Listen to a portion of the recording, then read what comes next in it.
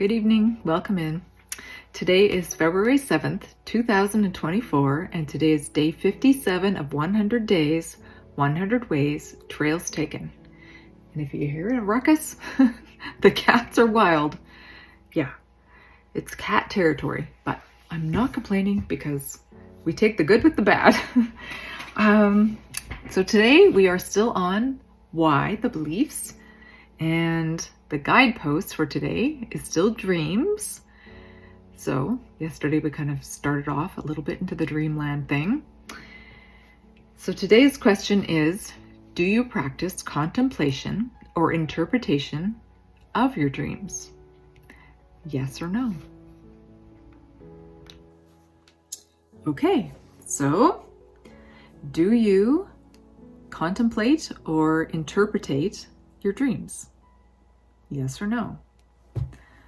I do. Yes, absolutely. Both. A really great practice is to have your journal beside your bed. Yep, writing it on a piece of paper, putting in your phone in the notes. Awesome too. Whatever works for you to start, definitely do that. Having like a dream book or a dream journal where you know, there's the date. You make the date before you go to bed, so it's already there. You don't have to worry about that. And you wake up in the morning and you jot down whatever you can remember from the time you went to bed to the time you wake up. Even if it's, I got up to go to the washroom, I was having a hard time sleeping, whatever it is. I was like in and out of dream state 80 times. All the things, right? Like there's so many things that happen in the night. And until we realize that that's like another level of integrating ourselves. Yeah, it's like silver linings can come from that realm. There's, like I said yesterday, the lessons that we can glean from here, from dream time, are substantial. There's, kind of more along the regret line. We have a dream that's a little on the negative side. What does that mean? What can we take from that? What are the lessons? Then there's the other kind that are like pointing us to where we should go. If we go down this path, this is a possibility, right? Things that maybe we don't think about in our waking mind. So keeping a journal beside the bed, whatever comes to your mind, first thing when you wake up, write that down. And then you can like build upon it during the day. A dream book. Yep, there are different kinds of books that you can buy that have like little bits of prompts in them. I've not used one myself, but it's intriguing. It's interesting. I've got one in my Amazon cart and I'm not really super fond of Amazon. Not promoting Amazon. Definitely not. Local deliveries, even Canada Post, right? Yes. My partner, the person I'm with right now, definitely that's where his livelihood comes from. And also there's like an intimacy that goes along with letters that are exchanged and that kind of thing. I would love to see that happen again. That has nothing to do with anything else. It has to do with the writing of it, the languages we use, even the way we write things. For myself, when I get into a certain feeling, a certain mode, a certain, I don't even know. I think differently. I feel differently. I write differently. Even on the page, my handwriting's different. I do cursive, I do script, I do printing. And also there's like a whole thing going on within me when I'm doing it. So maybe when we journal after we dream, the feelings can come out. it takes a little bit of practice to understand, when my handwriting looks this way, I'm in this kind of character. I'm wearing this mask. I'm feeling this way. Maybe you're more philosophical, maybe you're more analytical, maybe you're more scientific, whatever it is, we can recognize these things on the page. So I know we're not talking about journaling, but journaling is super important. Interpreting the dreams, analyzing them. There's lots of different ways that we can do that. Obviously, lots of people write dream books, and there's, I think, an overall general consensus, maybe that's not the right word, but an overall general understanding of, if you dream about this thing, then it might mean this, right? I think it all actually comes back to, First Nations, Indigenous, Aboriginal, all the people with ancient, deep understandings. Maybe, I sometimes feel like if some major catastrophe happened on Earth, there would be these little pockets of people throughout the planet that were unaffected. They didn't know. They weren't connected with, social media and telephones and all the things, right? They were just doing their own thing, living, doing their own ways, and then after some catastrophe happens, those people are still just doing their thing. They have no cognizance of what's going on in the rest of the world. And then, we over here, we're two separate entities, and we shouldn't be. We should not be. We should embrace everything that has to do with each other, I think. But at the same time, I suppose some of those ancient tribal peoples have things that would be lost and corrupted if they're exposed to our ways. So I think it's probably better if we as a collective now, I shouldn't say collective because they belong to our collective. We as a,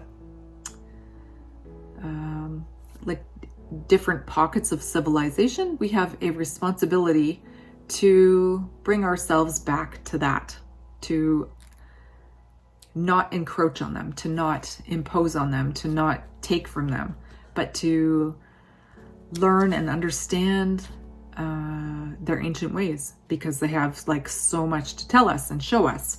And right, dreaming, if you went to say a medicine man, or you went to a shaman, or you went to, I don't know, in the village, in every little village, there is somebody that's held to that. There's somebody that's wise about that. So you wake up in the morning and you're having a dilemma about some kind of dream or situation you had during the night, you would contact this person. You would say, hey, this was disturbing.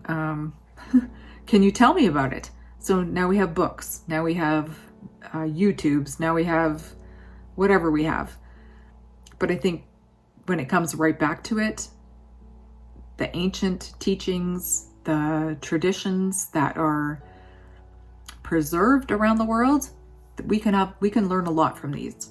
So yeah, dream interpretation, dream analyzation, right? We interpret what we think it means, and then we kind of mull it over and then come to a different understanding maybe. Yeah, absolutely. Every dream has a silver lining. Every dream has a lesson to behold. Even if it's, seems like it's a little bit weird, or it's just something that's completely out of this reality. Everything that's out of this reality is still a possibility. I believe everything is possible. So as long as you are setting your intention that way, and your focus and your direction, eventually that's the way you're going to go. So yeah, dreams as in dream time instead of dreams as in envisioning, dreaming about something, right? Bringing something about. These are two different things, but they completely work together. They come from the same place, but they are directed into the two different hemispheres of the mind, perhaps. One's above, one's below, even one's more thinking mind, one's more being. I don't even want to say being mind, but just being, just allowing the flow, the direction that comes from something we're not thinking about, something we're not working towards, something we're not anticipating. It's just that integration of the energy and how it, plays out in our mind, whether it's like a movie, whether it's a feeling, whether it is a smell even. Dreams evoke a lot of things. So start taking a record, like get interested. There's levels and layers that we have yet to discover.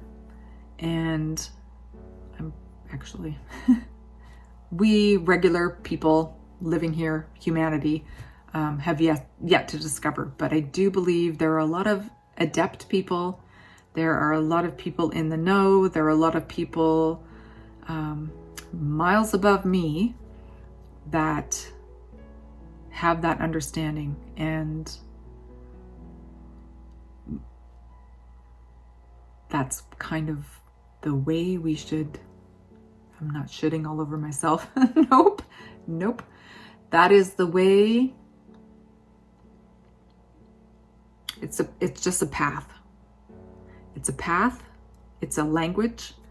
No different than religion is a language. No different than, I don't know. There's so many different languages that we speak as humans in humanity. Feelings, resonance, facial expressions, tones, so many things, right? And we have understandings of each other because of these things. So the more we understand, the more we can come into coherence with each other, ultimately. So those things that you see when you go to sleep, and sometimes it's not restful and you want to just, be at peace and sleep all night and get up in the morning fresh and ready to go and with no recollection of what's going on in the 8 hours, 10 hours, however long you sleep. But